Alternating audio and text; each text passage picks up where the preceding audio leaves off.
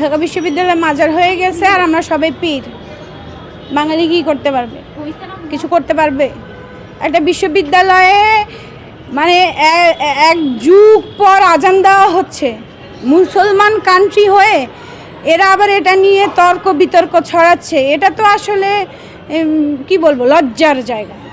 অসাম্প্রদায়িক চর্চা করতে করতে এরা এখন নিজেদেরকেই খালি অসাম্প্রদায়িক ভাবে, আর বাকি সবাই সাম্প্রদায়িক।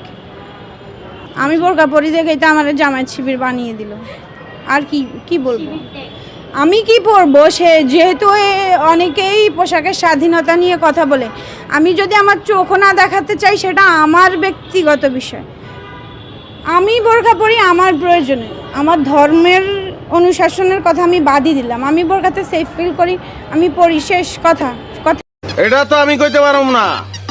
রাস্তার পাশের চা দোকানে চা খাইতেছিলাম, পুলিশ হয়ে কয় আপনি অ্যারেস্ট।